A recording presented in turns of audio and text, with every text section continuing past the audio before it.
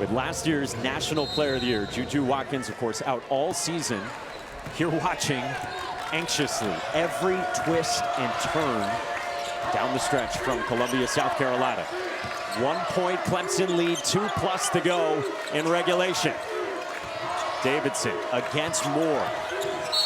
And a foul is called around the screen. Kara Dunn got tangled, and they're going to say it goes against USC.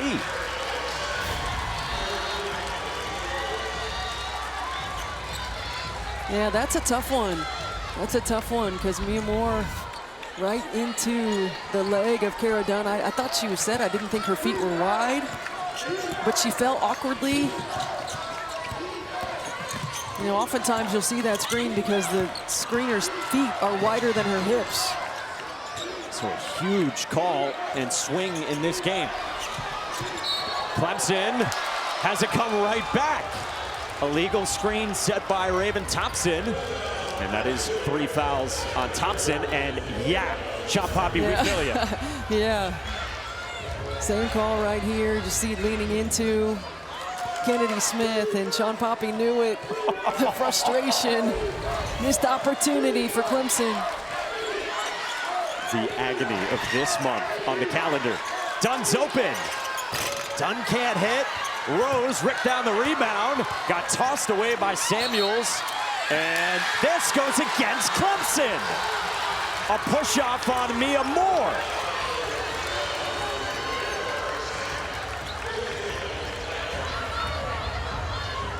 Sean Poppy telling his team he wants them to huddle, he wants them to talk about it.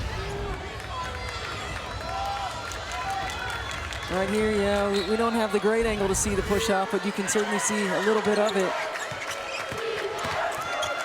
Davidson. My goodness, that was a tough shot. Could not get it to go through the contact. Clemson by 1 with the basketball. Davidson pried it away. Moore hits the deck. Davidson down as well. Got it for Smith. And Lindsey Gottlieb took a timeout. Hey, Smith in transition. Look, I've been there. I've been there. Great hustle, Jazzy Davidson. Well, watch this, top of the screen, top left. And when she calls it, she sees it, she calls it. Yeah, before she knew the pass was even away. All right, so what does, as you said, a good offensive possession look like here, settled court to court? I think execution the last couple of times when they've run the play to get Jazzy going downhill and to get Kara Dunn off of a screen. I really like it when you send Jazzy across the lane line too and look to get her cutting to the basket. This one right here, cut her to the rim, she doesn't get it. Looks like they're coming back with the same play. Good call by you. Dunn's open. Dunn off the shot fake to the basket, scores it, yes. And a foul! I mean, she probably had the three, may have been in her head. Clemson sucks to the ball on the drive. That's their team defense. They suck to the ball on the drive. So there was a shot here, and then an overcommit on the closeout. What a great read by Kara Dunn. The slight shot fake, you know they're coming. Good attack, and that is a tough finish with the contact. And look at the reaction from Juju Watkins. Kara Dunn has been enormous in the fourth. Stamps the three-point play. USC's lead is 2, and now Sean Poppy takes a timeout. Again, Raven Thompson is also an outstanding facilitator. Make a right read, make the right play. Rachel Rose keys it in to Mia Moore, to the basket, and Moore gets fouled. And we'll get 2 at the free throw line. This is a good read because the switch from USC, Jazzy Davidson, was on Mia Moore right here. And this is a great read to find the open area. And the slight lift by Demira Hines allows the open lane to the rim. Mia Moore, 67% at the free throw line this year. 73% over her 5-year career. If you're just joining us, this has been one of the games of the tournament. We've only had one possession game through the first round, through these first 2 days. And Moore's good on both. And we're tied at 61. Man, with only one timeout left, I like Lindsey Gottlieb right here, just calling the play, knowing that you might need it. Of course, so important to advance the ball in the women's game. Dunn working on Johnson Matthews. Drew 2. Dunn. Walks with it. And a turnover.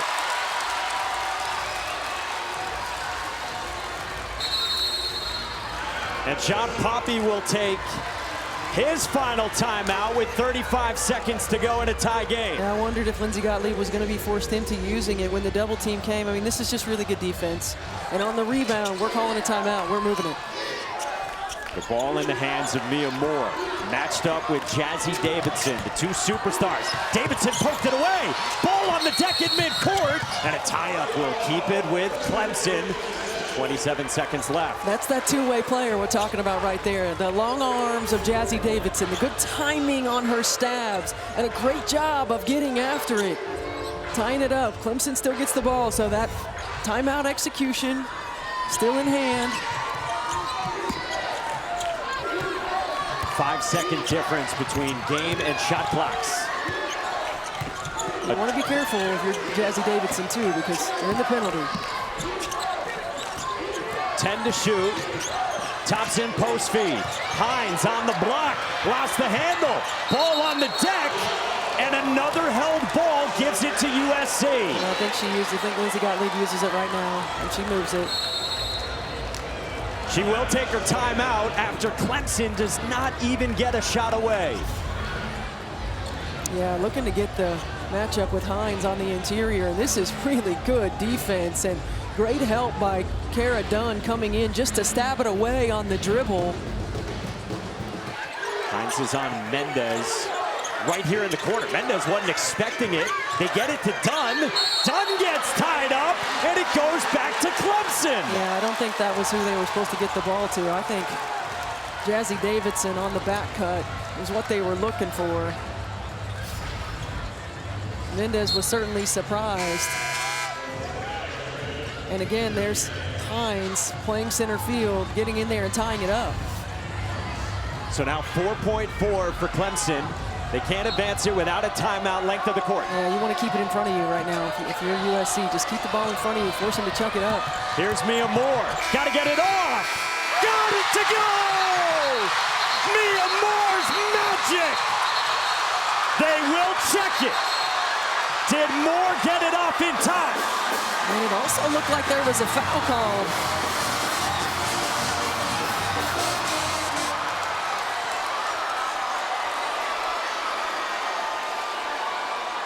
But that's the situation where you want to keep the ball in front of you, and Mia Moore with that speed, able to get just enough. There was a foul called, and then did Mia Moore get it off?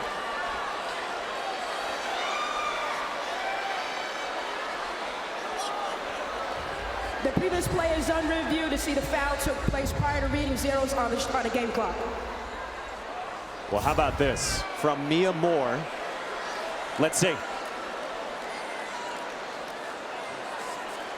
Boy, as far as the release goes, that's about as close as it gets from that look. And then you're watching for when the foul was called also. I don't think she got rid of it. I don't know. I mean, you got to really slow that one down. And the foul is not called before the ball is released. No, she did not get it off in time. No, and the foul wasn't called. Like, you can see the trail official in Meadow Overstreet. It's not called until after the shot. After review, the game clock started on time.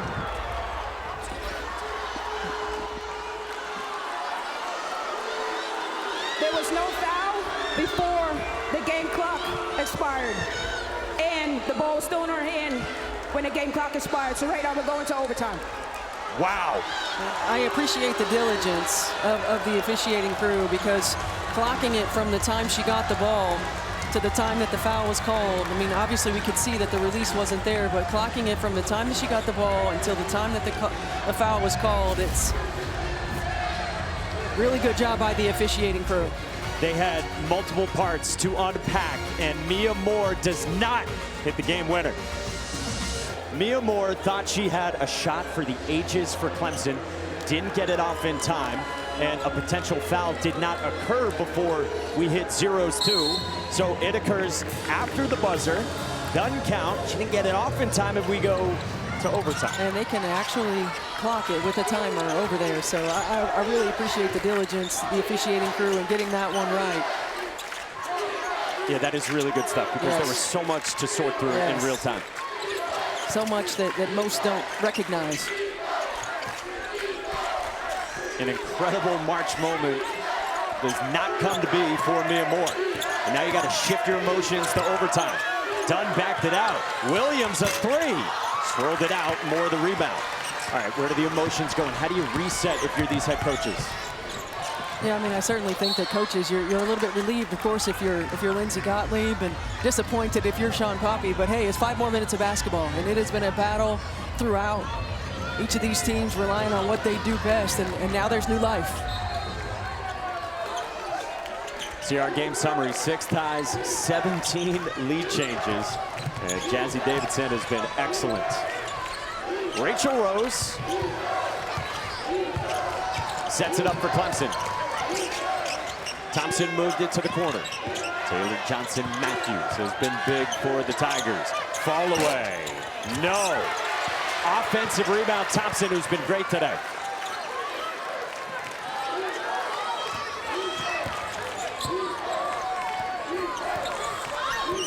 Shot clock south of 10. Mia Moore. Hezzy scoop and gets fouled by Malia Samuels.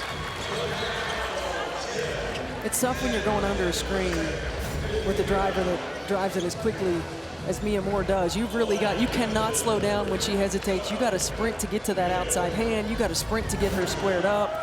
She has the advantage in the angle when that happens. And Mia Moore good on the first. For Clemson, this is the program's 2nd overtime game in NCAA tournament history. Lost in overtime in 1996, round of 32 against Stephen F. Austin. For USC, it's 3rd, 1982, Elite 8.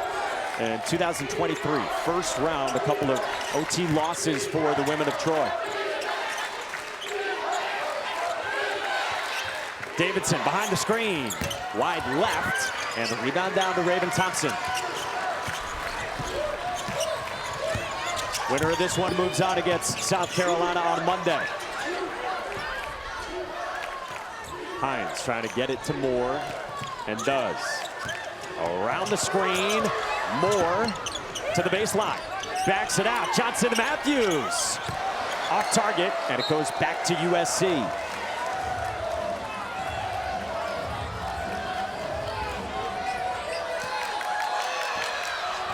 Both offenses trying to stabilize here in overtime.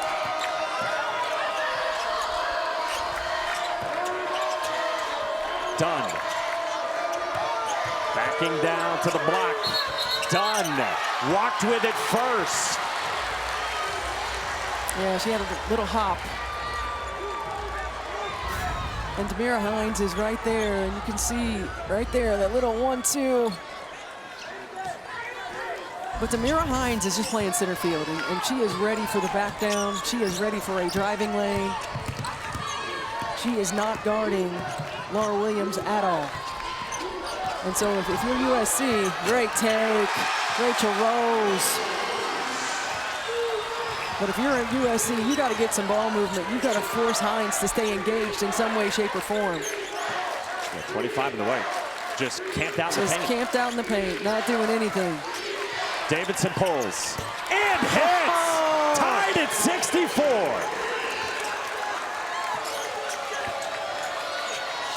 Jazzy Davidson has been big time in her tournament debut. 2 minutes to go in overtime. Hines the ball screen. Rose for Johnson-Matthews. Into the paint. Blocked by Williams. And it stays at this end with 7 to shoot for the Tigers. What a big-time shot by Jazzy Davidson. Again, you want to go underneath. Late switch. Jazzy Davidson, ice cold.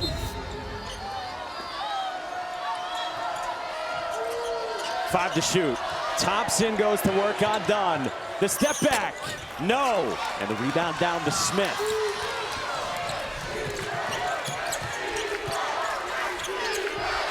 Samuels is looking for Dunn. They reverse to Davidson. Davidson trying to shake Johnson-Matthews. Tough shot, won't go, off the foot of Hines, and Samuels ran it down. You've got to engage Hines is off who she's defending, whether it's a fade screen after a pass, whether it's a dribble handoff, so she's got to come up. Good screen. Davidson connects again! That's a great play call by Lindsey Gottlieb. She pulled it out. She called it. Jazzy Davidson steps up and knocks down another big-time three. The second highest scoring game of her young career. Davidson pried it away from Moore. 45 seconds to go. Clemson down 3. Johnson-Matthews attacks. Tough shot, rolls off. Cleared by Dunn. 8-second difference, game and shot clocks. You got a foul here? No, you got a difference in the game and shot. I think you can play good, solid defense. You don't have to. You got timeouts to advance the basketball. I mean, Kennedy Smith, she just took 2 defenders with that screen. And how about Jazzy Davidson? Again, ice water in those veins, stepping up, knocking it down. But Sean Poppy was trying to tell his team, you don't have to foul. There was a difference. And with the ability to advance the ball. But Hines eventually did commit the foul, so it stops the clock with 28 seconds to go in OT. And Cara Dunn's at the line. 2 for 2 today. You see 74% for the season. Good on the first to make it a 2-possession game. Cara Dunn really stepped up starting with the beginning of the 4th quarter. 5-point Trojans lead, and Sean Poppy will take his timeout here in overtime. What a ball game. We step aside, then right back to Columbia. USC's up by 5, 28 seconds to go. If you're Lindsey Gottlieb, how do you manage this on the question of up 5, do you foul? Yeah, I mean, these are all the challenges of coaching. I think right now you can play it on. You still certainly do have fouls to give. If you think that you're getting beat, you play it honest, but you don't want to give up an uncontested 3, and you don't want to foul. Cone, too strong. Rebound Smith, and she gets fouled by Hines. And I think that's the thing. If you're USC, you fouled 3-point shooters multiple times, so you want to defend that line. That was as good as you could do it right there. So Demira Hines fouls out with 17 seconds to go.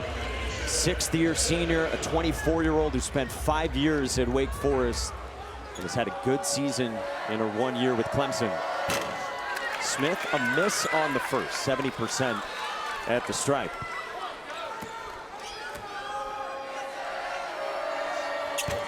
She split, 6-point game. Clemson out of timeouts with 17 seconds remaining. Moore, gotta go quickly, got bumped, kicks it out. Lee rises and connects. 8 seconds to go, and Lindsey Gottlieb will take her last USC timeout with the lead down to 3. So 8 seconds to go. Smith to put it in. Looking for somewhere to go, found Samuels, barely through traffic. I don't think that was meant for Samuels. I'm with you. I think that was meant for Cara Dunn. Samuels able to come away with it.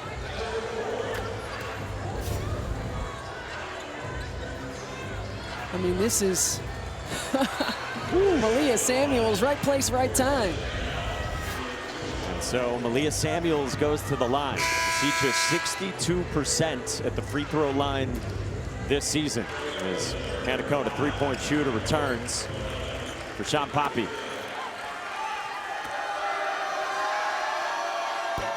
Samuels a miss on the first. And you got multiple 3-point shooters on the floor.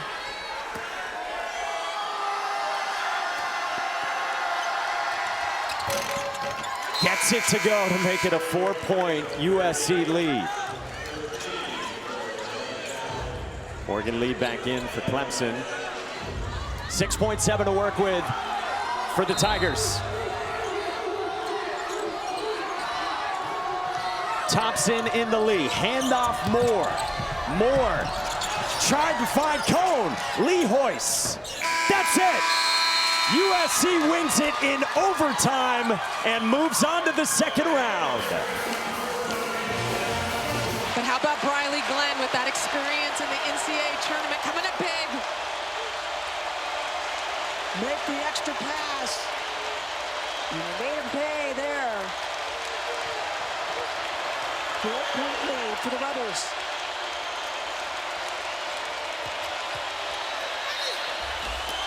McMahon, so strong, says, give me the ball, I will get it done. And she's going to go to the free throw line.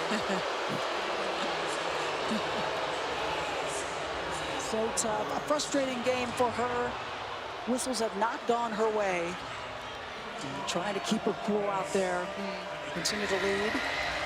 Foul on Glenn, her second. First one good for Cody McMahon.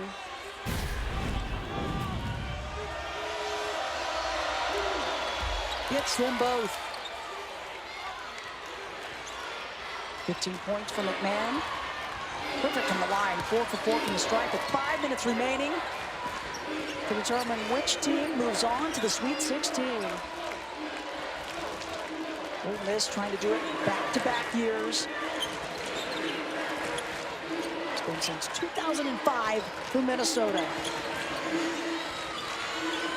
Shot clock at 9. McKinney recognizing the length of Chinu, the up and under, around but won't go, but she gets fouled in the process.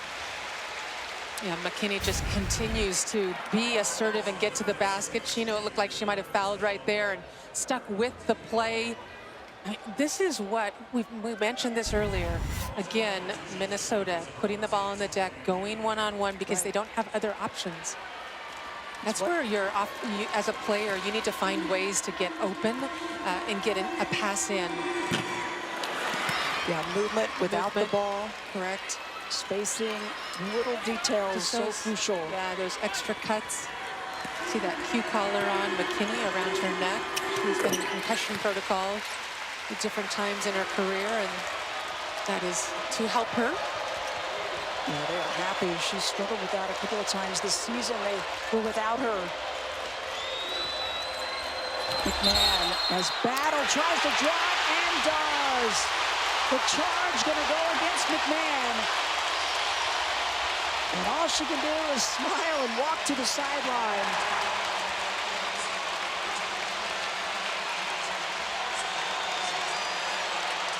That is her fifth.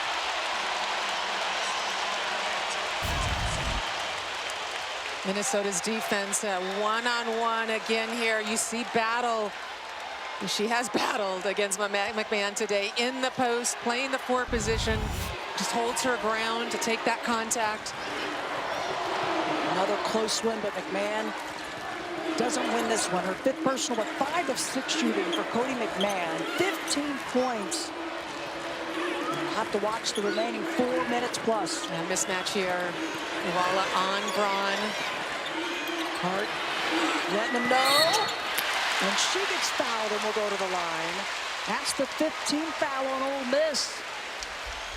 Again with the mismatch. Good recognition by Minnesota. They get the ball inside to Hart, who's being guarded by a smaller player, and Hart unable to finish. She had 6 in that first half and hasn't scored here in the second half. Foul on Poe, her 4th, but the 5th puts Minnesota in the bonus the rest of the way, Andrea. Just under 4 minutes left in this quarter. First one good for Sophie Hart. Yes, she's been quiet at times. But Joe having a chat with Natasha Lattimore. She's going to check back in. The Minnesota bench, they've talked about their cohesiveness. It's the free throws. They were loose.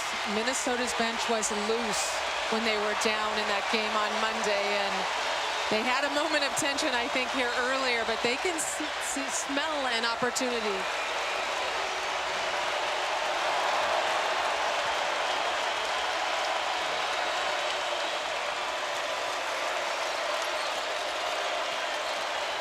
High screen for Chino, and she gets it. She's so composed. Yeah, she really is unaffected by this crowd. That's the first field goal in almost 5 minutes for Ole Miss. 18 points for Chinu, and the shot off the mark there. The Shields will bring it up. Good crossover. Again, a wall of defense right there for Minnesota. The crowd wants 3 seconds. Chinu, crossovers, need some help. Mara Braun knocked to the floor, no whistle. Chinu ready to stick that one, but off the iron instead.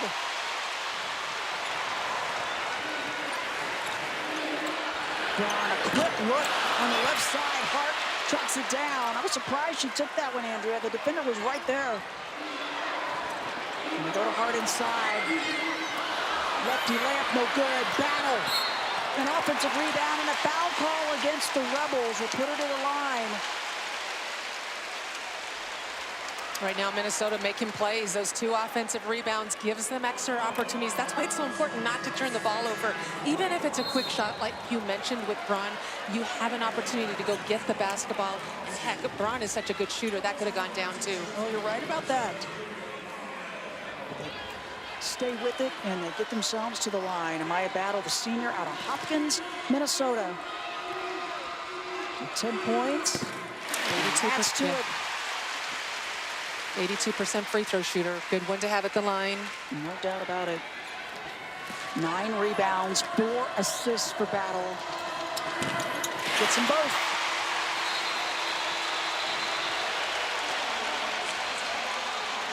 .241 remaining. 3-point lead for Ole Miss.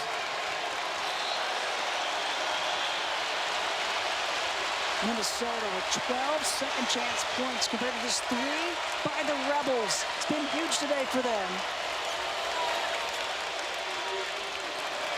Yeah, dribble handoff, one-on-one opportunity right here. Good defense by Minnesota.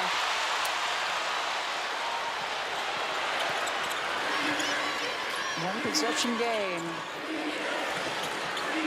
Spotted defender on Hart inside and now switched to Iwala.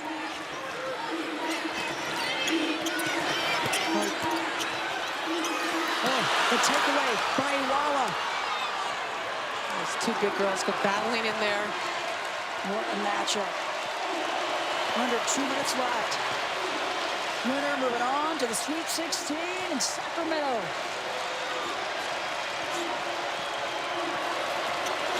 Chinu steps it back. Just misses. It's double-digit rebounds for Battle. 11 on the game today. She's making her way towards a potential triple-double if she could get a few more assists, if there's probably not quite enough time left.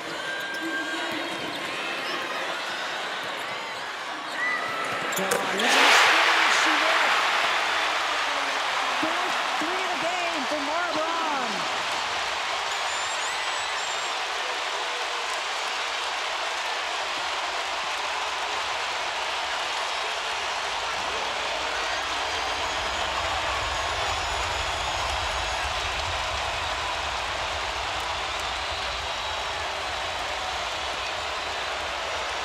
Shot clock down to 5. Rebels got to recognize. Down to 2. High screen for Chinu. They don't get it off. And Minnesota will take possession. And I think you can thank the crowd on that one, Andrea. Absolutely. A timeout right now. Dawn Blitzwipes' team has not led since it was 36-33. Cody McMahon picking up that 5th personal. He has to sit and watch for about 4 minutes. She's been over there.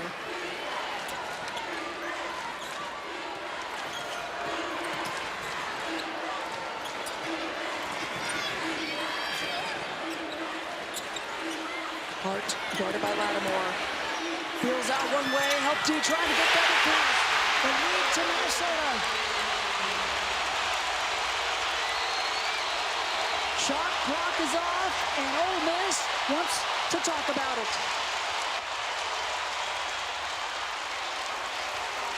A 7-0 Minnesota run, and they regain the lead. There you see the governor, Tim Walz, with his son Gus. They're on their feet. How can you not be in here? I saw Coach Plitzuwite's parents over there almost on their feet, and they're sitting on their walkers. They've made their way here as well, Harold and Mary. 13 seconds remaining.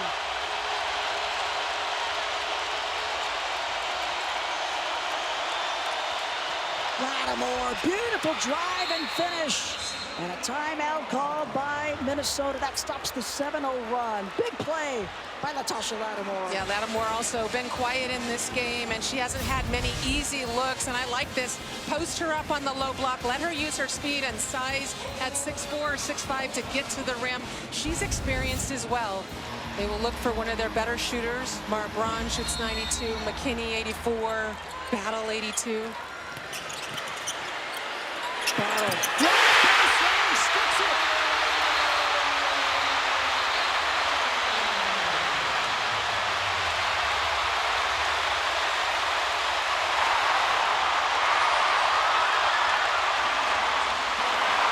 The previous play is under review for a timing error. The official is going to take a look, make sure it goes in. Maya Battle potentially sending her team to the Sweet 16, but they got to make sure. They're all tied up. It looked like the clock started on time and that she got it out of her hands.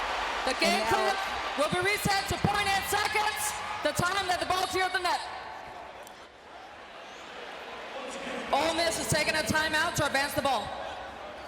So what they're saying is the ball went through the net and there was still time left on the clock. So 0.8 seconds put back on the clock. Ole Miss took a timeout. They will advance the basketball to the front court. And at this point, there is time for a quick catch and shoot. Yeah. There certainly is. No time to dribble. Back screen for Lattimore. Thompson off the front of the iron. She had a look, but that's going to do it. Minnesota is going to the Sweet 16 for the first time since 2005.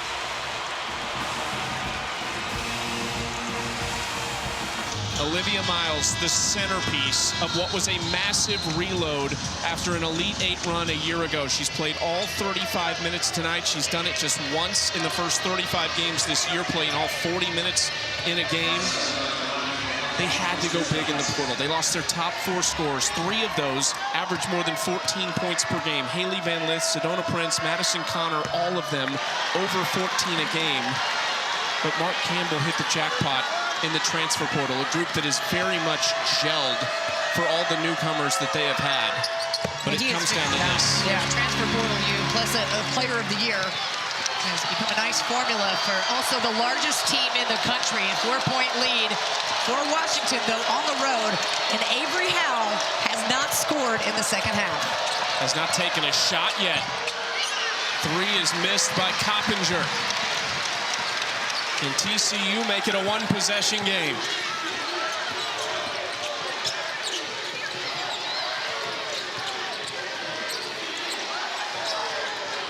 Miles carving through the defense, off the glass, it's good, and it's a 2-point game.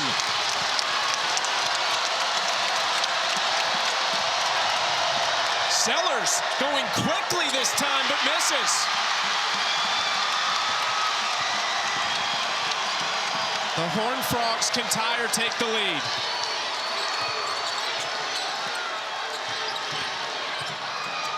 Silva ties it!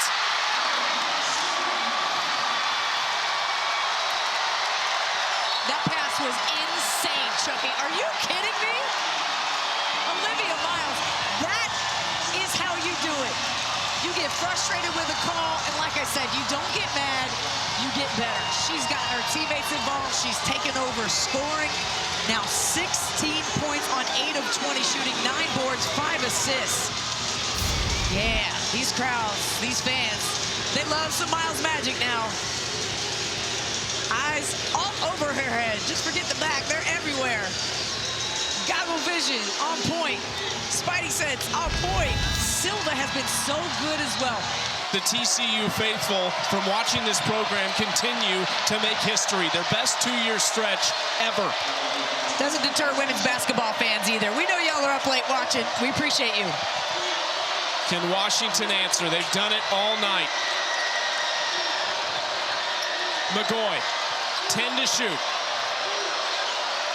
Ledeen, great defense from Miles. TCU wanted to travel. Sellers trying to tuck it. Back to Sellers. No good. McGoy's got to hustle down the court. Oh, Marta wanted the ball. She's still got it. Suarez! No good. And it's Washington basketball. She had it. She wanted that ball a little earlier in the possession, had that wide open 3. She loves that shot in rhythm, out of transition. She also looked like a different and determined player after that last time out.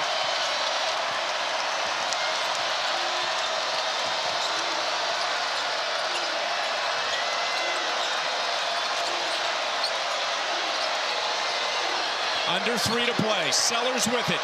Screen from McGoy. Sellers. No. Suarez trying to save it in. She saves it back to Steins. Howell for 3. That rims off. Ledeen cleans it up. Second and third effort from Washington. That made the difference in that play. But Bigby right back against McGoy. 2 free throws coming up.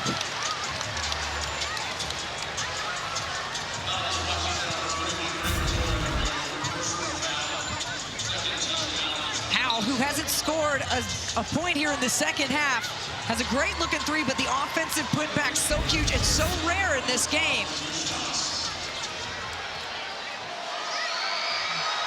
Their second pair of second chance points in this game as Bigby makes the first free throw. It was a career high 27 for Taylor Bigby in the opening round. Just 9 points tonight. She's hit a couple threes. Sweet 16 on the line. 2:30 to decide it, and we are even at 49.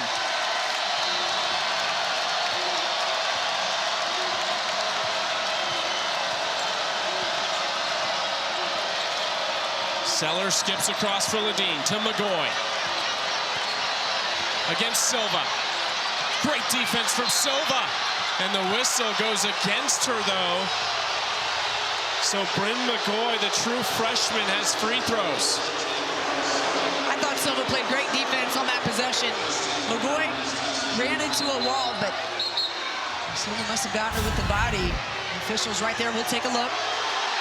She's moving her feet well, kind of leaning her body forward. Okay, okay. Yeah, you see her displaced with that right, kind of the right hip, the lower part of the body, pushing McGoy out of place. Slight contact, but still a call. Mark Campbell's pointing to the other end of the floor. It seems like saying you can't call that there if you're not going to call it down there. But McGoy misses the front end.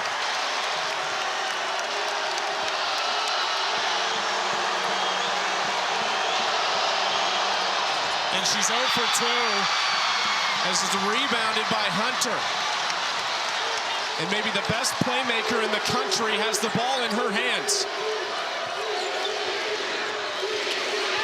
Waves off Silva. Silva has a huge mismatch on Coppinger. And Miles wants a screen on the left side, or the right side, excuse me. Miles dancing. Silva spinning, stepping. Silva at the rim.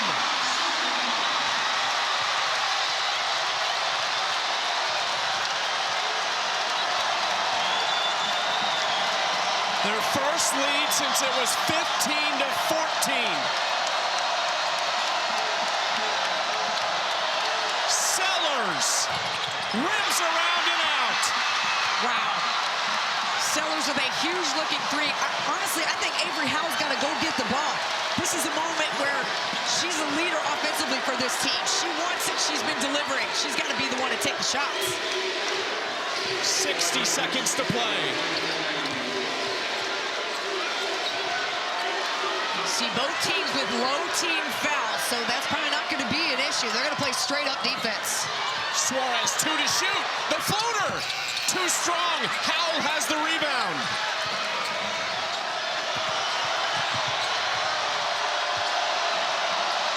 Tina Langley's going to let him play. 14 seconds separates the shot and game clock. Here's Sellers, their leading scorer. Sellers blocked by Silva. Silva sends that thing all the way back to Dallas.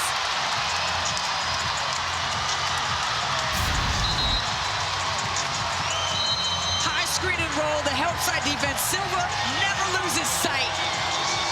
She swats the air out of that ball. That ball might be flat. Somebody check it. 20 seconds left in the game, but just 6 on the shot clock. Into McGoy, 4 to shoot against Silva. The freshman ducks inside. Oh my goodness, it rolls in. 14 seconds. Olivia Miles with the basketball. No timeout from Campbell. Mark Campbell says, take me home. The Sweet 16 awaits. 3 seconds. Miles! No good, and we're going to overtime in Fort Worth.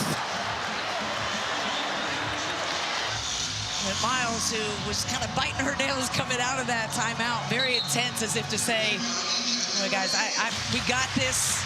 They're feeling tense. Meanwhile, Washington's huddle was light. They were in there laughing in the overtime. Silva wins the tip for TCU, and it is Donovan Hunter who brings it across midcourt. Here is Silva.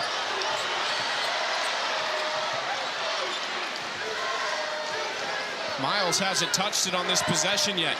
She also hasn't touched the bench tonight. Nor is Avery Howell, who just played some great defense. Silva inside, up and in. If TCU wins this game, Claire Silva is the unsung hero of tonight. She took some tough coaching from Mark Campbell, and she responded like a pro. 16 points, 7 rebounds for Silva. Here is Steins, one of 4 seniors for the Huskies. Suarez has to be careful, has 4 fouls. McGoy went up and got that. It's taken away. McGoy got hit in the face. She might have gotten poked in the eye.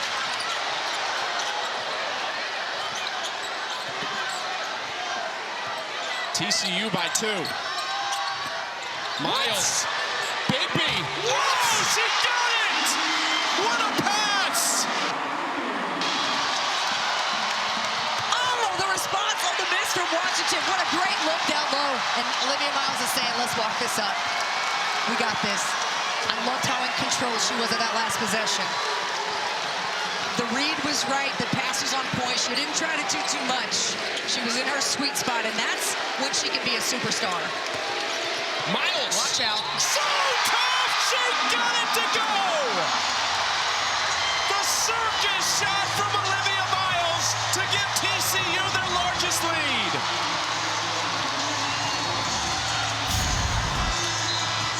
The Horned Frogs are also known as the Pac-Man frog, even though they're a lizard, because they have a ferocious appetite, so they continue to eat. And they've been doing that all night long, just going back and back at the basket. Olivia Miles never giving up. That's the shot you wanted to see at the end of the 4th quarter. And now, a big-time lead, and a chance to add more. Will we see another triple-double tonight for Miss Miles? We're getting close. 18 points, 9 boards, 7 assists for Olivia Miles. A 7-point lead with 3 minutes to go. Sellers need it. Nice rebound by Bigby, who is fouled. Chucky, where is Avery Howell? She's got to go command that basketball. I love her leadership in the huddles. I love her leadership on the bench. She's been in this game every single minute, as Miles pointing to the crowd. knowing it's close. She's can taste it. A lot of time left though in this game. I need to see how, I'm a Washington fan, she's got to get a shot.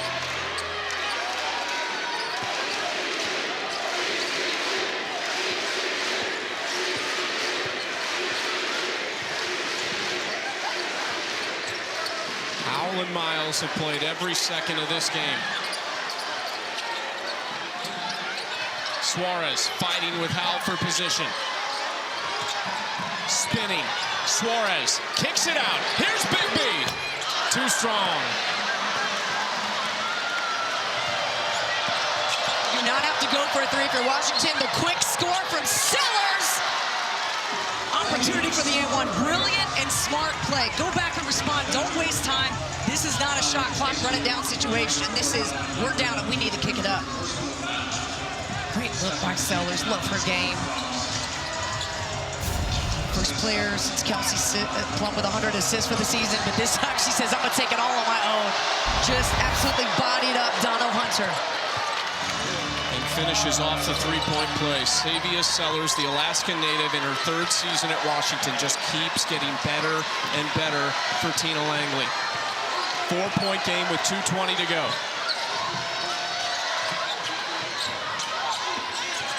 Miles, so under control, but missing. Howell wants the three. She got it. There she is.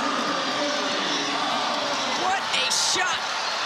Absolute dagger from Howell. She's ready for the moment. She's so cold, but yet so light on her feet. Has a positive attitude the whole game. This is incredible.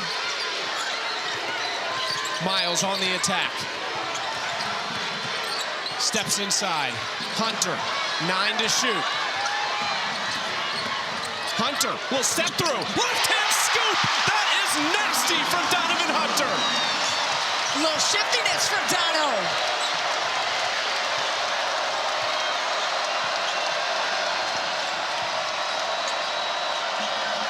Sellers, down 3. Little fader. And rims off. Miles rips down the rebound. Pushing the tempo. Bigby. Little Euro step. Oh, how about that? Wasting no time on that possession to extend it to a 5-point lead. Timeout on the floor. To 16 in the paint.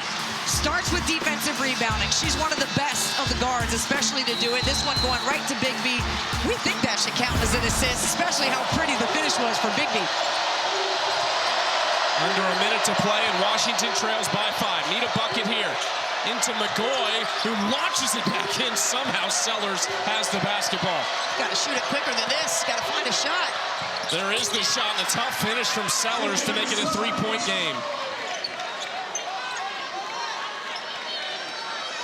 So I think you can still play straight-up defense right now if you're Washington. I don't think you have to go to foul right now. So that time to defend, try to get the ball back and score. TCU ball, 12-second differential between the shot and the game clock. Washington gonna play it out. Miles says, nope, not yet.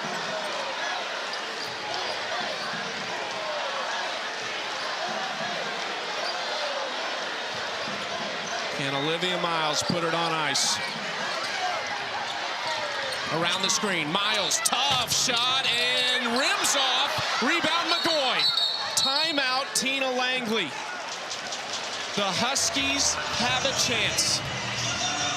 That's a great look for TCU. And great decision by Olivia Miles, you know, pulled up in the mid-range. I'll take that shot any day. Here we go. 12.2, Sellers with it. And they foul. Smart play. It's just a third team foul for TCU. At 5, you go to the line. So the strategy right now for TCU is just disrupt the flow of this offensive possession so that they have to continue to restart, find the momentum again. It's harder to find an open look when you constantly have to stop a play like this. Saw Tina Langley tell Savia Sellers she wants to take a timeout. Here comes Sellers to the sideline, and the clock stops at 6.4 for Tina Langley to draw something up. Hunter and Bigby, the two big returners this year for TCU. 6.4 on the clock. Into McGoy. Washington needs a three. Sellers to tie. Tipped out. TCU hangs on. Back-to-back Sweet 16s for Mark Campbell and the Horned Frogs. That's what's on the line today. Kenny Brooks and his squad up 68-60. West Virginia called a timeout. They had gotten within 4 points here in the fourth quarter, but Kentucky went back inside to Strack. And Gia Cook out of the timeout hits a huge three-pointer. I'm not sure if that's what they drew up because they got Jordan Harrison the ball, but I like the confidence of Gia Cook putting the team on her basket there with a huge knockdown three. Gia Cook now with 20 points to lead the Mountaineers. Morgan throws it up at the basket, and Jordan Harrison will be called for the foul. Second foul on the Big 12 Defensive Player of the Year.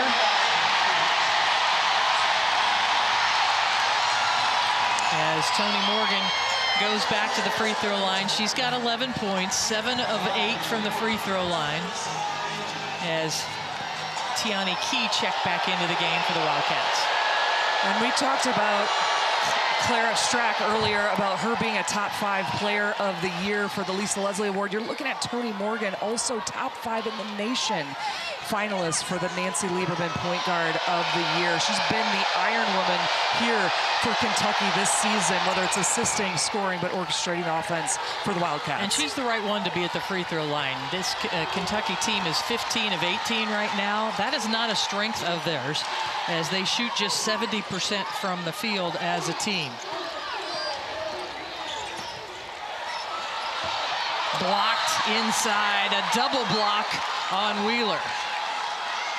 I think the opportunity there where Harrison passes in the post to Wheeler, as you see the Twin Towers right here, is what I would love to see Wheeler do, is do a pump fake and then kick it back out, and they can rotate that ball from the right side to the left for an open shot.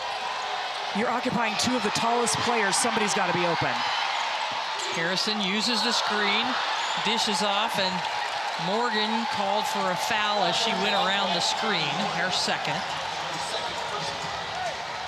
This is the most points that West Virginia has given up since January 27th. Part of the reason they played so well down the stretch and won the Big 12 Tournament Championship was because of their defense. They have given up 70 points to Kentucky today. And they usually hold teams within around 30% field goal percentage, and right now you can see Kentucky's at 48%. And a foul on Amelia Hassett, her third, will send Gia Cook to the free throw line.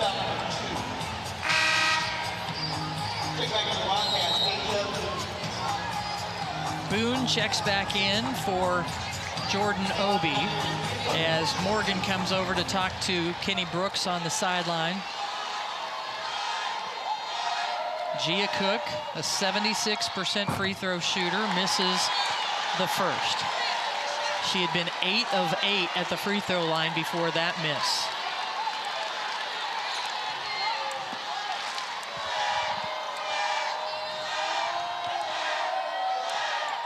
And she splashes home the second. 6-point lead for Kentucky. It was tied at halftime. And Kentucky is led by as many as 14 here in the second half. The lead is 6. And an illegal screen on Key wipes out the jumper from Morgan, and an empty possession for Kentucky, and the first foul on Tiani Key. And that's one of the first times they've called that, but I want you to watch. Key and Strack actually do that really well, where they're trying to run just a ghost screen, so it looks like they're setting a screen, but then go to the block, and it causes so much space for Toni Morgan to work in the middle of the lane. That really works for the Wildcats. Big possession here for West Virginia. Sydney Shaw jumper. It's back to a 4-point game. Last couple of times, Kentucky has got the ball back to Key, and she's had to dribble up the court. Boone against Cook. And Boone doesn't want to play the point guard position. She can if she has to, but the ball in Toni Morgan's hands is exactly what Kentucky wants. 15 on the shot clock to start the play. Harrison looking to get around the screen. Morgan rises up. No. Chasing down the loose ball is Strack. And she knocks it off. She knocks it off the leg of Wheeler, but it's a shot clock violation. Didn't it hit the rim? I think it hit the rim. I thought it hit the back of the rim, so. Brenda Prentoha stepping in. Let's take a look here. Yeah, it hit the rim. They should have reset the shot clock, so Strack saving it off the leg of Wheeler will mean that it is Kentucky ball. For a possible timing error. Yeah, definitely a timing error. They're going to make quick work of this, I'm sure. They will reset it to 20, and then however much time counted off as it was knocked out of bounds. It actually gives both teams a chance to huddle. Yes, and you're looking at two of the most strategic coaches in women's basketball, and Mark Hella. The ball hits the rim. And also Kenny Brooks, but we got to take a look. It does. It'll be Kentucky's ball on the end line. So just as we thought, Kentucky's ball on the end line. They will get the shot clock reset. With all the strength she wants to be in the self-development, player development, she always wants that. And look at that, she wanted the ball right there. She wanted the ball, she got the save, the key play, and then she scores it to stretch the lead back to 6.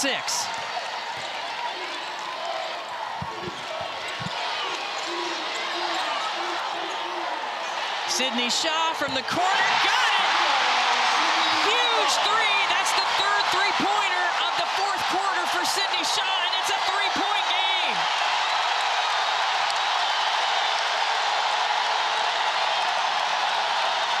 It's the closest West Virginia has been here in the fourth quarter.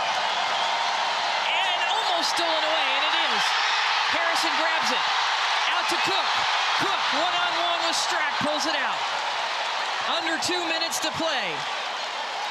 Smart play by Cook to pull that one back out. She didn't want to go one-on-one against Strack on the inside. West Virginia has not led in this game since they were up 7-5 in the first quarter. They've tied it several times. Riviere misses that one, and just not a lot of movement in that offense. That was not the shot they wanted. That ball needs to be in one of the guard's hands, creating off the dribble. And a guard needed to come get it. Yes, a guard needed to come get it, and that ball needs to be in Harrison, Gia Cook, or Sydney Shaw for West Virginia. Now Kentucky calls the timeout to draw up a play. Kentucky holding on to a three-point lead. They get it to Strack. One-on-one in the post. Here's Strack. And here comes Harrison to steal it away. Harrison out in transition, takes it right at Boone and picks up the foul. The Big 12 Defensive Player of the Year strips the ball from Strack. And that is exactly what Jordan Harrison does. She doesn't only pick you up on the first time. When you turn your back, you better know that Jordan, give me that, Harrison is going to get that ball, and now she's got the opportunity at the line. There it is once again, the steal by Harrison. The fourth foul on Asia Boone puts Jordan Harrison at the line. She makes the first free throw. It's a two-point ball game. We said West Virginia has not had a comeback of more than 10 points this season. They were down by 12 starting the fourth quarter. And Harrison makes it a one-point game. And West Virginia will continue to press even during this time. Kentucky needs to be getting the ball into Toni Morgan's hands so she can set up the offense.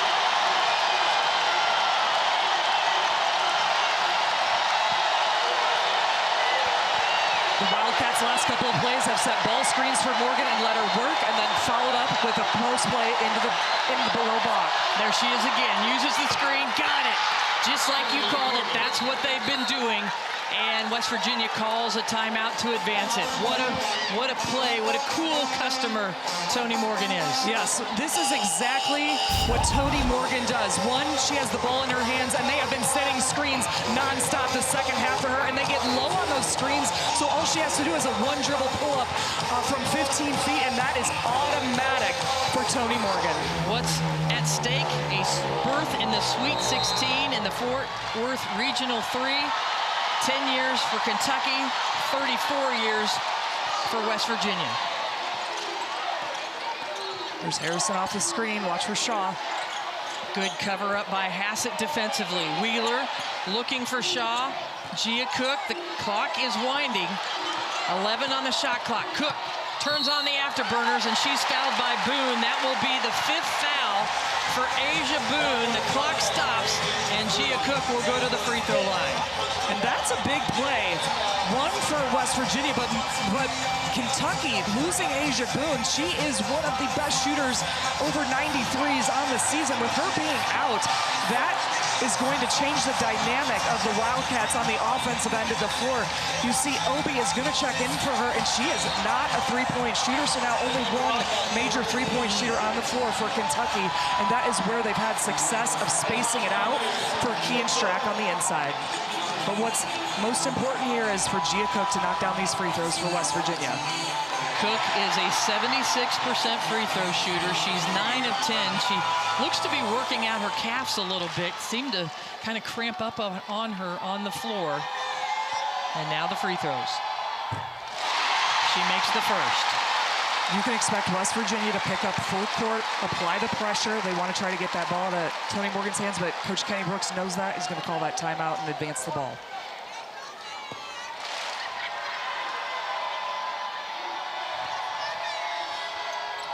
Gia Cook drains the second, and Kenny Brooks does just that. Just one timeout remaining now for the Kentucky Wildcats, but up by 1, and you see that Gia Cook is dealing with some cramping issues, but you know nothing is going to take her out of this game at this point. Hassett to inbound it. There's only about a 3-second difference between the game clock and shot clock. Will West Virginia play it out, or will they commit the foul? They're committed to their defense. They will stay defending. Harrison double team. Here comes the double team on Key. She puts the ball on the floor. It's knocked away. Obi comes up with it. Has it going to go for a 3? Goes for the knockout punch. Doesn't get it. And a timeout called by West Virginia.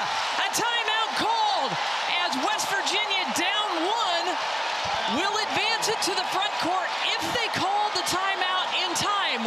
Did Jordan Harrison dribble the ball before they called the timeout?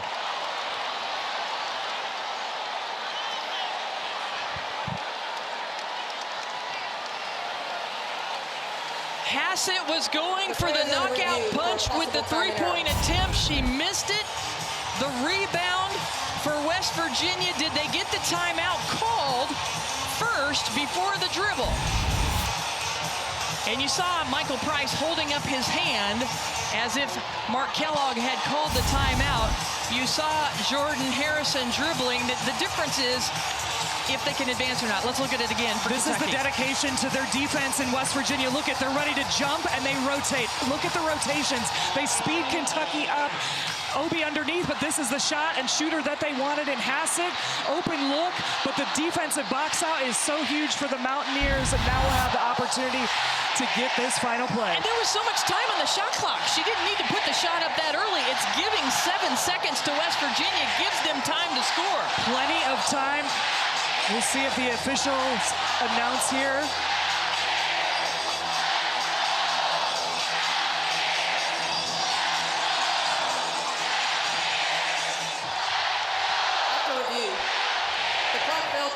Stop when the official called a timeout. Therefore, the clock will be adjusted to 8.3 seconds.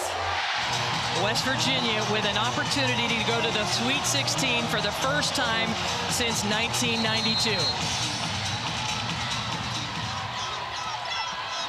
Shaw looking to inbound. Gets it to Cook. Cook around the screen. Pulls up. Rims around. Out. Into the hands of Kentucky. They call a timeout. Gia Cook, who had scored 23 points today, had the look. West Virginia had the look that they wanted, and they weren't able to get it to drop. Look at Gia Cook. Look at the separation that she's able to create with that crossover, and that just hangs on the rim right there for West Virginia. 15 rebounds for Clara Strack as Kentucky inbounds it with 0.8 remaining. The ball was touched. Was it touched by Harrison? That's what the officials are saying. They're giving the ball to Kentucky, but that will be appealed, I'm sure. The call on the floor is Kentucky basketball. West Virginia is appealing the ruling.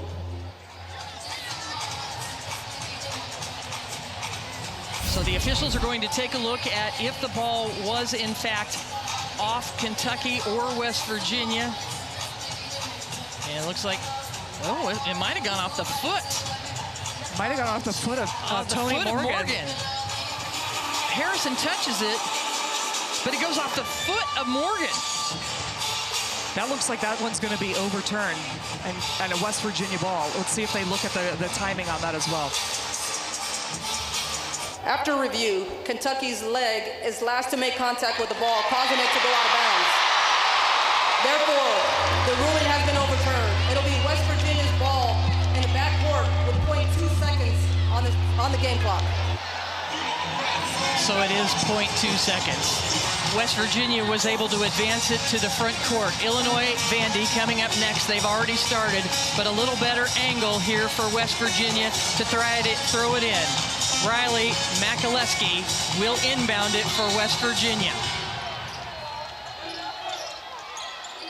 The throw up, the tip. Wait, no, a whistle. A whistle was blown. Brenda Pantoja said she caught it. She didn't tip it. No good. The attempt is no good, and Kentucky wins it. It will be a sweet trip to Fort Worth for Kentucky, advancing to their first Sweet 16 since 2016.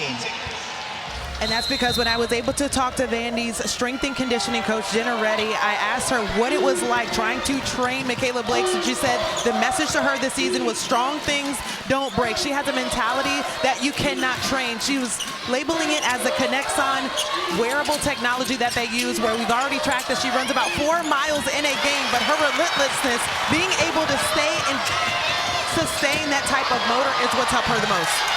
And after the block on one in, the nice dazzling pass from Galvin inside to Mitchell. And a tie ball game once again. Thanks so much, Angel. As things continue to heat up, just over 4 minutes to go.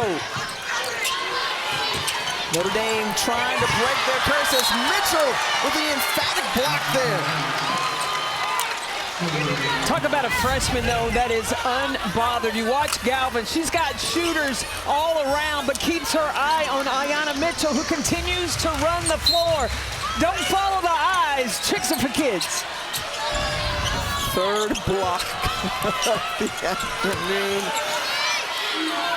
on the defensive end for Vanderbilt to go along with the fantastic dish from Galvin as a tough shot from Hidalgo off the miss. And on the break, it's Blakes. No call there. A lot of contact, and it's going to be Notre Dame basketball.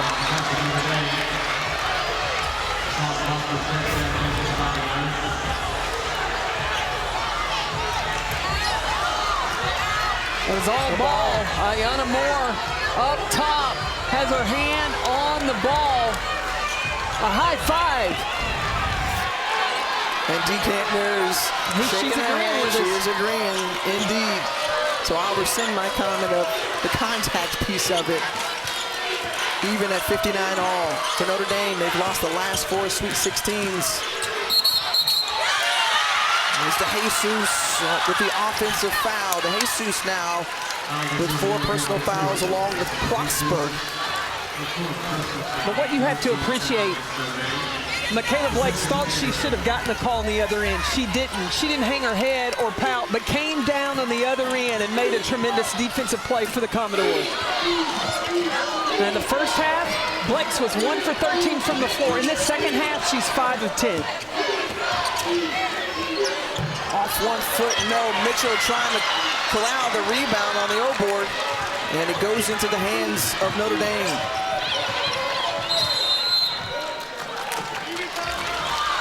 Notre Dame takes a timeout. We will step aside here as well with 3:17 remaining. KK's return to the floor, the difference that it made, the presence that she has, the voice that she provides for this team, as you just mentioned. And right now, an open look for more, no. As Notre Dame, who has led more than 31 minutes in this ball game, but Vanderbilt now with the possession and a chance to take the lead. Mitchell finds Blakes, a little opening, and rims off.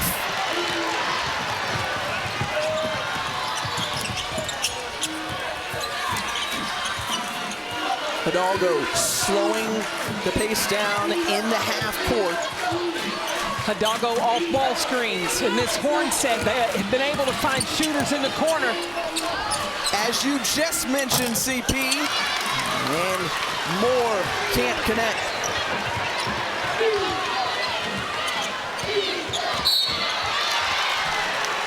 And that is a big foul because that's number 5 on Vanessa DeJesus.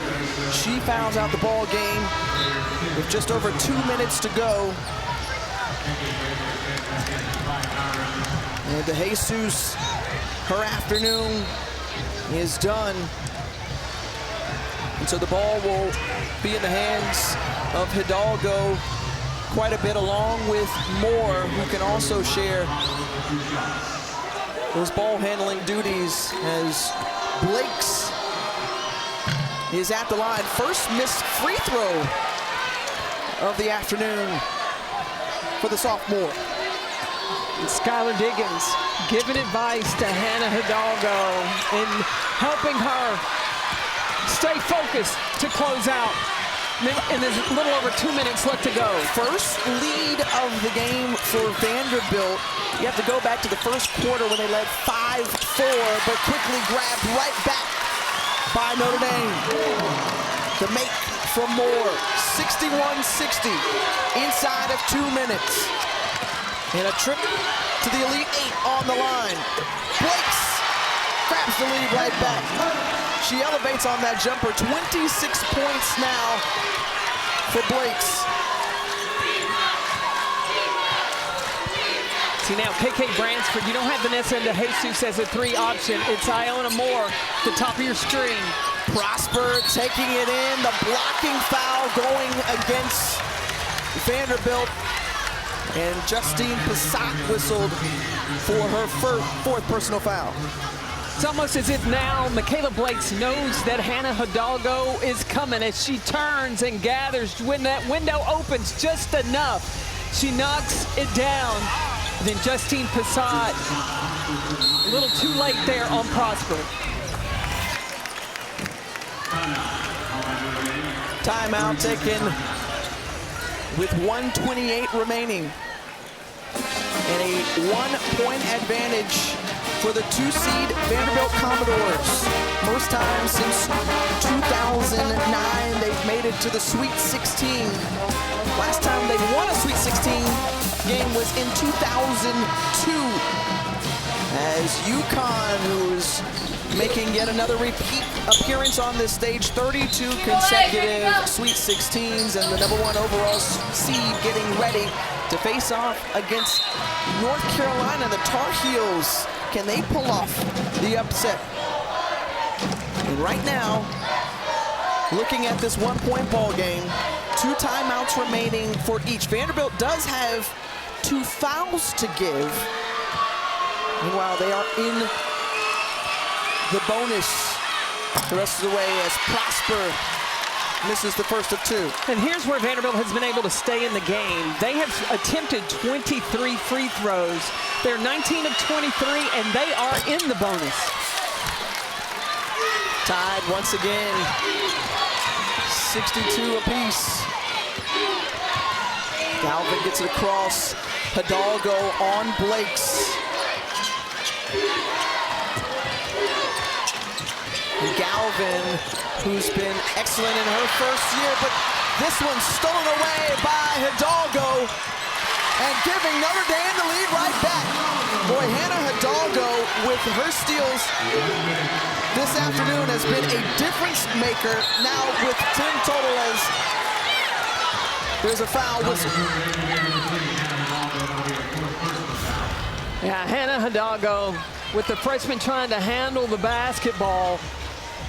She might have got a little arm there, but she got away with it. The thief of the Irish, the steal score mentality. But also important here to note that was Hannah Hidalgo's 4th foul, and that sends Aubrey Galvin to the line and stops the clock.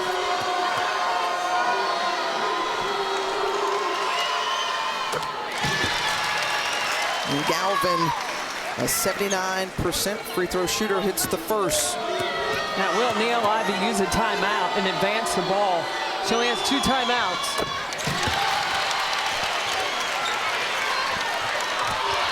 She does not. So Hannah Hidalgo, her 10th 30-point game of the season, 10 steals, so another double-double, and they get it to the hands of their playmaker. And again, in this horn set, because they can have shooters in the corner, they can get an isolation of the post inside. Splitting, couple of defenders, losing the handle, regaining, no. And Cole's coming up with an important offensive rebound, and then Notre Dame calling a timeout. So 1 timeout remaining for Notre Dame. They get possession of the basketball with 25.4 seconds left. It's Bransford on the inbound, trying to get it to Hidalgo, nearly stolen away, but Hidalgo finds Prosper for the 2. The lead taken by Notre Dame, and now Vanderbilt spins a timeout. So the out-of-timeout play works here, and again, the creator of it all is Hidalgo with a great find. Well, they started in that box set. Vanderbilt went for the steal, but Hidalgo came up with it and made a terrific pass to Cass Prosper, who focused, got the finish, and gave the Irish the 2-point lead. They get it back to Blakes, and losing the handle on the basketball and turns it over.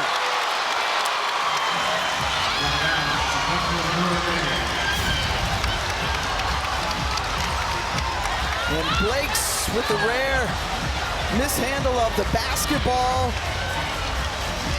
And now you've got to stop, regroup with 19 seconds remaining.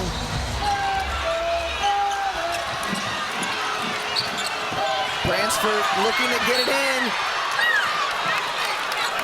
And they're going to say it's still Notre Dame basketball. Partially deflected there by Passat. 18.6 remaining. Yeah, Notre Dame's got to get it in. They do not have a timeout. And making it difficult. A collision there as Moore, and there's a quick foul there by Jada Brown. They've got another foul to give, does Vanderbilt. So a couple more seconds tick off the clock. And the inbound goes closer to the Vanderbilt basket. And Blakes and Brown right there to try to slow down Hidalgo.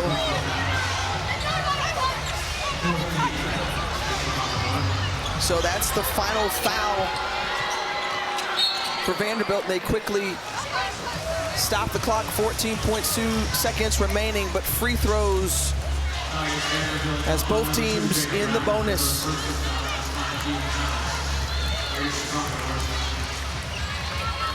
And Cass Prosper, 75% free throw shooter.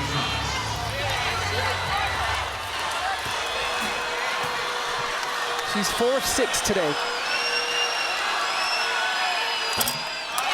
The first one rims out for the senior out of Montreal. Shay Ralph communicates, make or miss a timeout. Mike.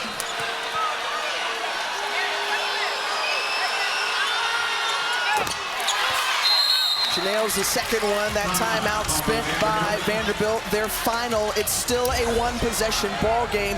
Vanderbilt with an opportunity to tie up this game if they could knock down a three.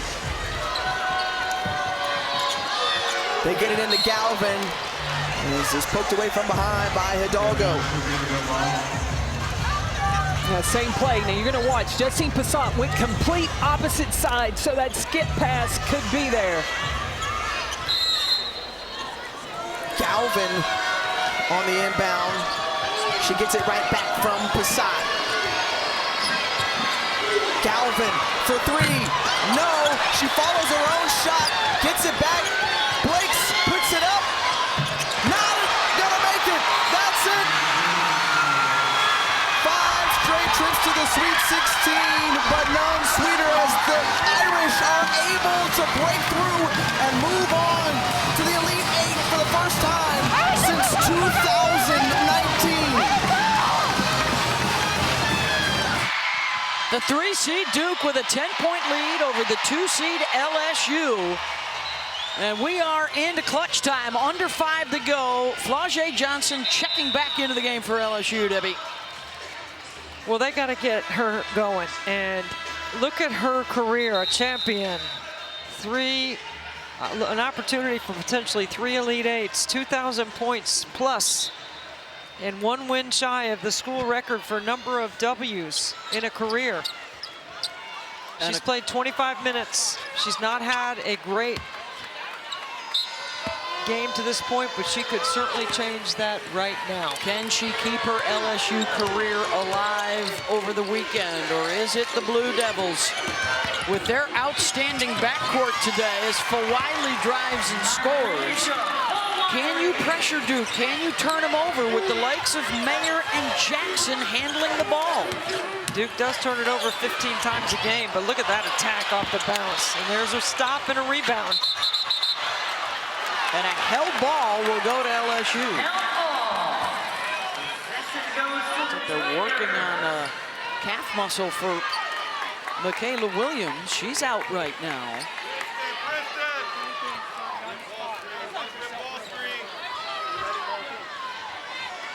Michaela with 16. Flau'jae with 13. Wiley with 24. Mayer and Fournier 20 plus tonight for Duke. Wiley, the hesitation, the drive, the rack won't go, and there is Ashlyn Jackson. On the run with Thomas, tipped away by Richard. There's no need to make that pass right now. Clock's their friend. Yeah, they got to run a little offense. They've been getting whatever they want. And they've been able to get deep into the clock and still get what they want.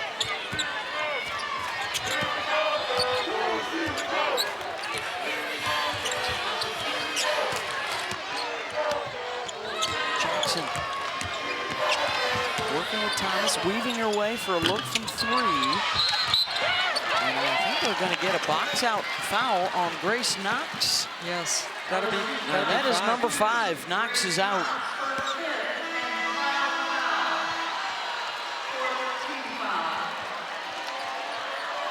That's the 4th team foul. Duke, by the way, you see that 0 on your scorebook. They have not committed a foul this quarter.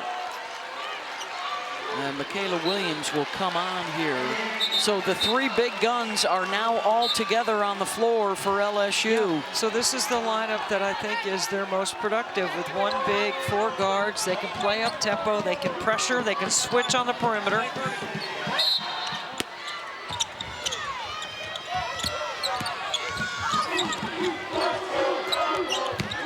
Fournier, dig down and a reach-in foul. It's going to be on Flau'jae. That's her third. Kim Mulkey wants to see it on the board.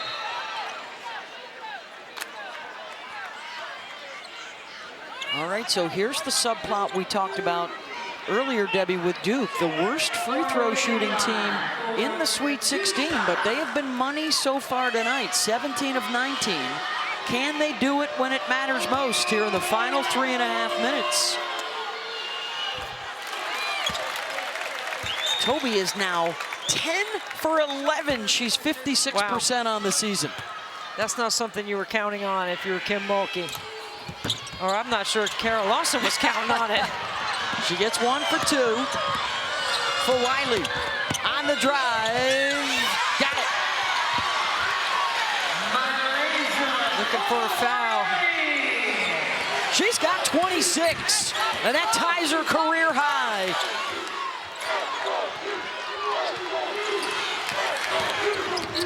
Going to a different set. We haven't seen Carol Lawson going into the playbook. Fournier comes high to catch off the bounce. Walked. Good help from the strong corner. Flauget digging in, even though Wood is a three-point shooter. Flauget, hang and finish. I mean, excuse me, full Wiley. Oh boy, that looked like a foul too. It was a foul.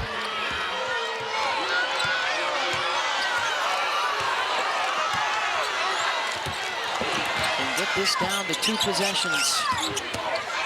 For Wiley spinning, and there is a bump and a foul on Duke. What they need, Beth. They need to stop the clock. That's 1 team foul. Third on Ashlyn Jackson. Got a ways to go before he's shooting free throws. Oh, they're going to call that on the shot. So for Wiley to the line, she's 2 for 2. I'd expect some pressure right here by LSU. I would not let Mayer catch the ball. I would make somebody else bring it up. Can't get beat over the top if you're LSU. For Wiley gets both. Mayer has just 1 turnover in 33 minutes tonight. Jackson also with just 1 turnover, as Wiley has a career high now for the Tigers. I'd come and run and jump right here. See if you can get a turnover. You had her in the corner.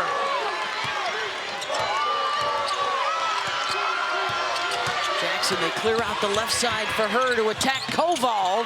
Bothers the shot, and her foul on Duke will stop the clock again. 8th. That's on Jordan Wood. 2-possession game, Beth. I'm looking for Wiley to drive it. Jackson on Wiley.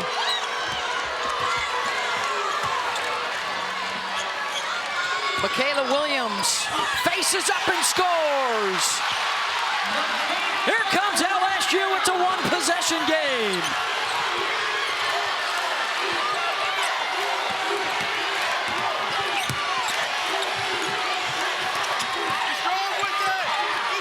LSU doesn't want to foul here. They want to play good D. There's a deflection. Knocked out by Richard. This is a strong take. Elbow, ISO. Swim to the rim. Under 2 minutes for a spot in the Elite Eight. Shot clock's down to 10 for Duke. Late developing. Look for the ghost action. Mayer, Richard stays right with her. Taina has to jack one up. Scramble for the loose ball, and it will stay with Duke. It's about rebounding right now. Kim Mulkey has 2 timeouts remaining. One of the key storylines, Debbie, we've been talking about it all night. The top rebounding team in the country, LSU, and Duke is right there with them on the glass. I look for Mayer to get it right back here in the corner. There she is. That's what they look to do. Jackson Oh, Fournier, they had her in the lane, didn't get it to her. Flage into the scorer's table trying to get that loose ball. Great hustle right here. This is a senior with a sense of urgency. Look at this athleticism, too. Good catch over there at the scorer's table.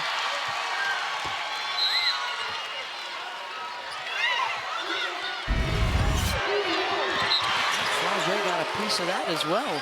.3 has to come off the clock. But there's no tenths. Where are the tenths? Thomas with a tough catch on the inbound. They're gonna have to hurry again. Shot clock winding down, and an offensive foul on the screen. Flage draws the charge, and it's the 4th on Delaney Thomas.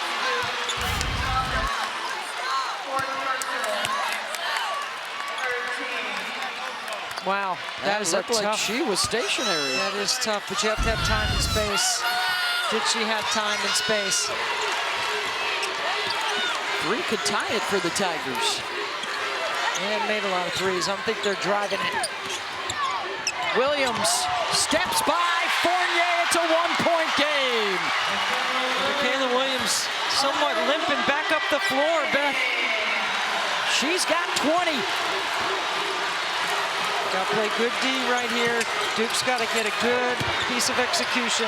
Blocked by Koval on the Fournier shot, and Richard stepped on the end line.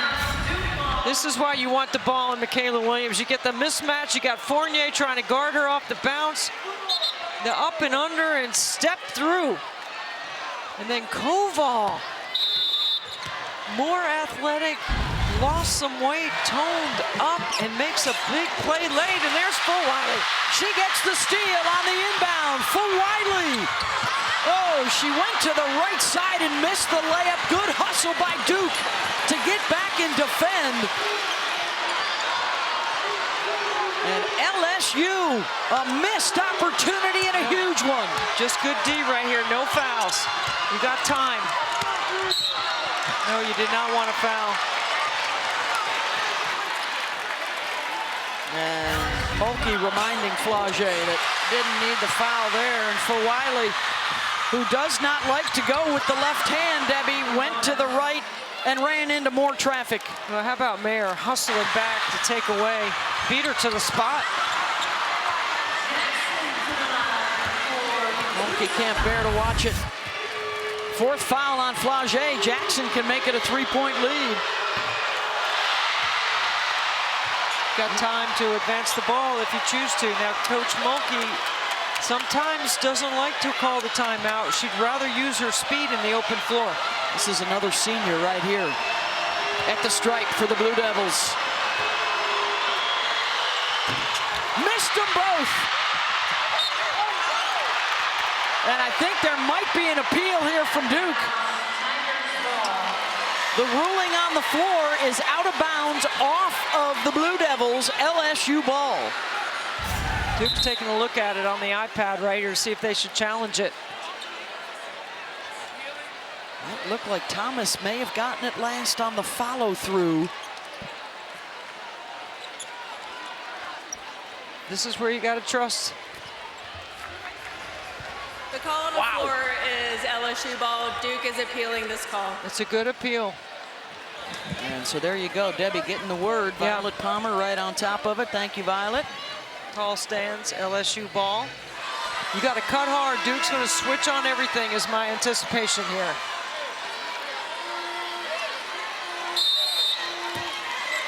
Williams will inbound.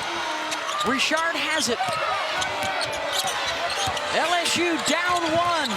Flage on the drive, blocked by Fournier, and a foul will send Michaela Williams to the line with 9.2 to go. And she turns to Flage, the senior, and says, I got you. And now she needs to back that up at the free throw line. Michaela Lawson telling her team to call timeout. If she misses and you secure the rebound. She's 7 of 7 at the line.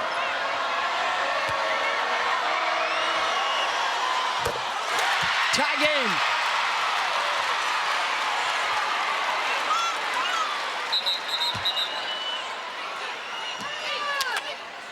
Does Flage have some blood? Oh, wow. Yeah, they're gonna.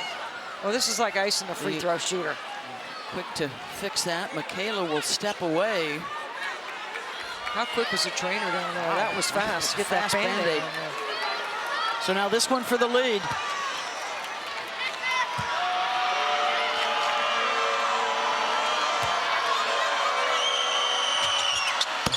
LSU in front. Williams, money at the line. And now a 1-point Tiger lead with 9.2 to go. Duke will advance. Jordan Wood to inbound. Trying to get it to Jackson. They do on the run. The pitch out to Mayer for three. No good. Out of bounds to the Blue Devils with 2.6 to go.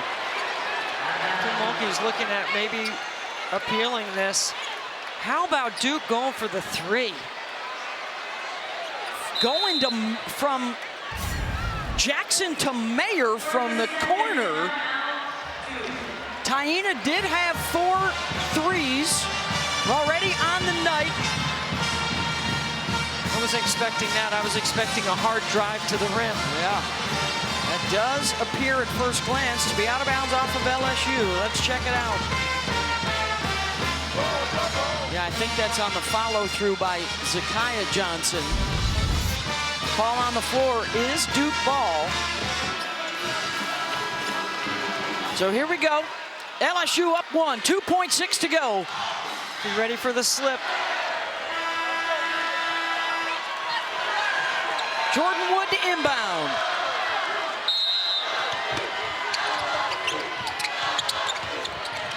They get it into Jackson. Good if it goes. Around and down for the Blue Devils.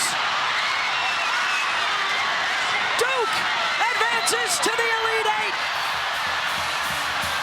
After missing 2 late free throws, Ashlyn Jackson hits the 3 at the buzzer. Watch Jackson, number 3, sets a screen and then comes out through and then shows Flage Johnson flies by. She steps to the side and that gets all the rim. Wow.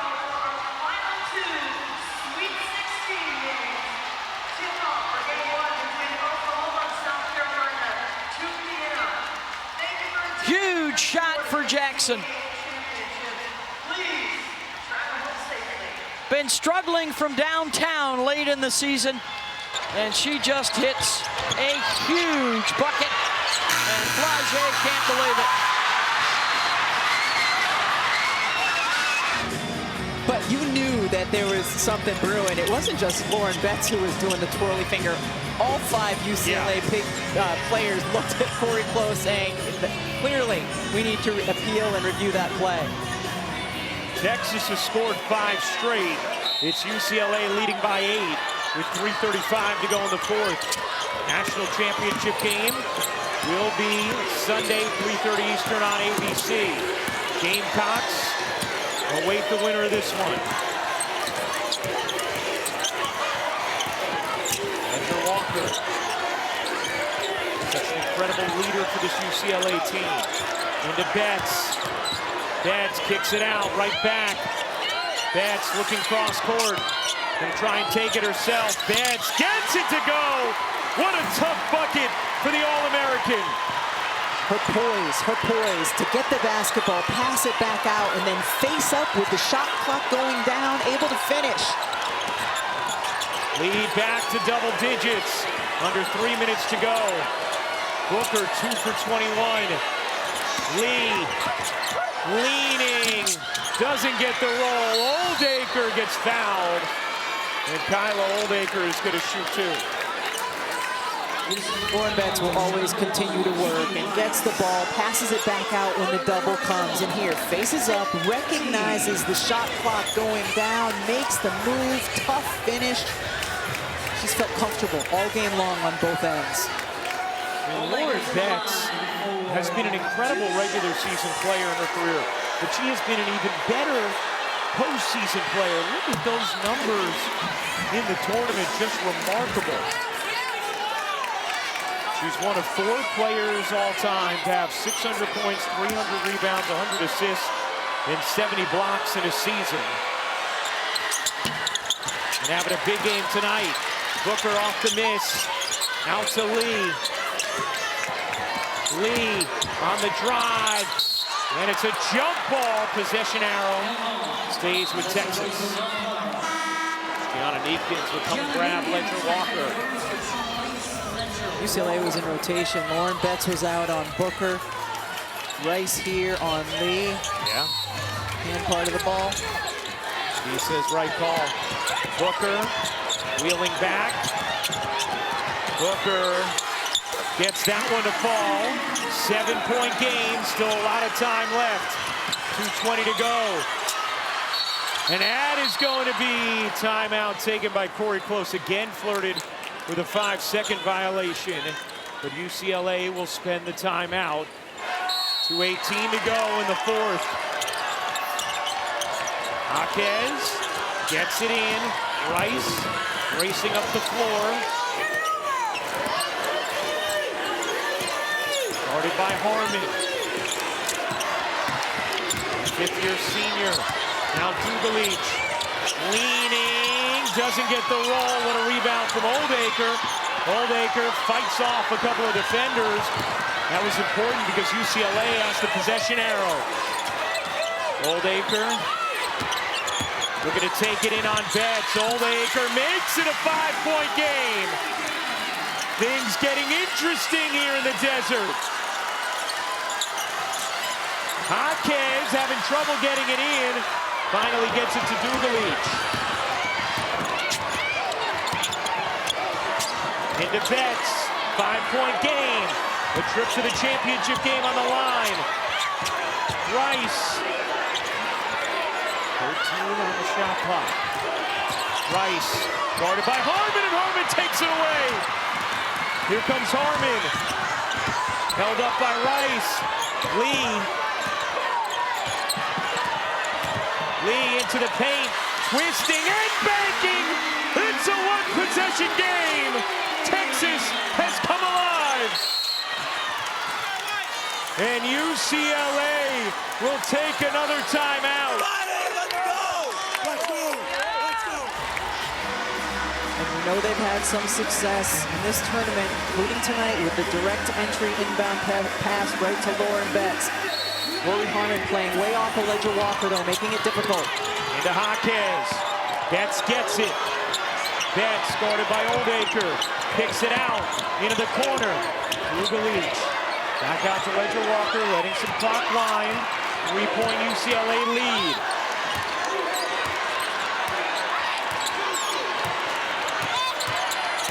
Shot clock at 8. Dugalich with it at 7. Dugalich can't hit. Rebound Booker. Texas has it down 3. Booker wheeling up the floor. Booker into the paint, gets denied. Lauren Betts with a block for the ages.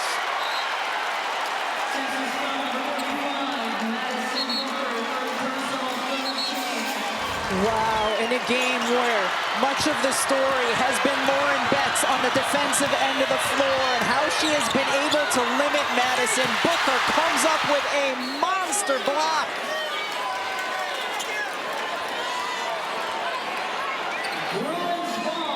Lauren Betts fired up. Vic Schaefer let his team go, didn't use a timeout there. And Booker now 3 for 23 on the night.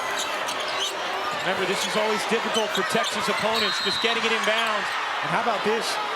Now UCLA is out of timeouts. Corey Close will call her final timeout. 3rd time here in this 4th quarter. She's had to spend one to avoid a 5-second violation. Ledger Walker looking for Neepkins. Bounces in Rice. Rice not fouled yet, now is by Lee. Texas had one to give. 14.8 remaining in the fourth, and UCLA a 3-point lead. Ledger Walker to inbound. Charlize looking in. Doesn't have a timeout. Does have Kiki Rice. She is fouled. And that is who you'd want at the line if you're UCLA. 90% on the season. 86% in her career.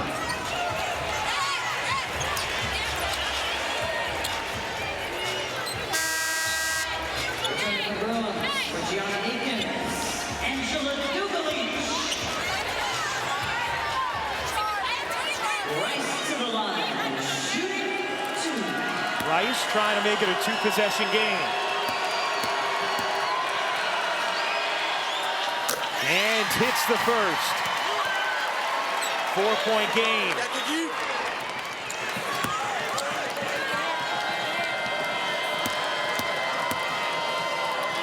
Rice got them both.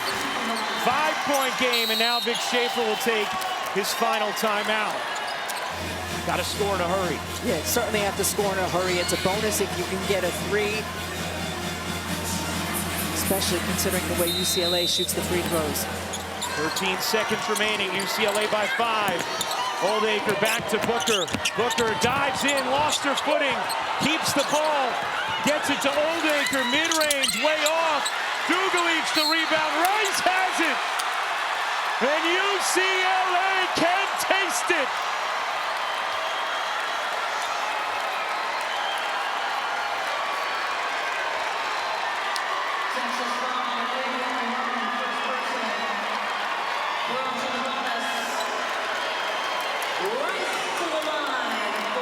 The junior Booker, 3 for 23, will be back, but Rory Harmon will not.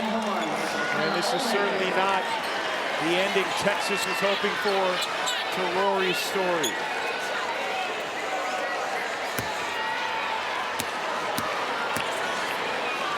Rice at the line, hits another. It is all cosmetic at this point. Corey Close on the precipice of history for her program. As Rice hits them both, and Rory Harmon will get her much-deserved ovation right now.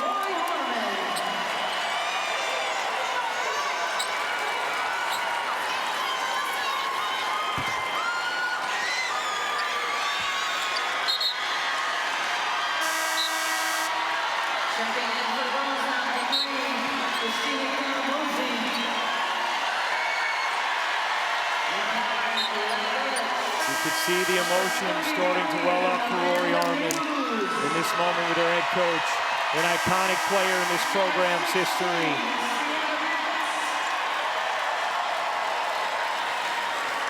As UCLA empties their bench, and that will do it. UCLA is not done dancing. The Bruins will play for a national championship for the first time in the NCAA era.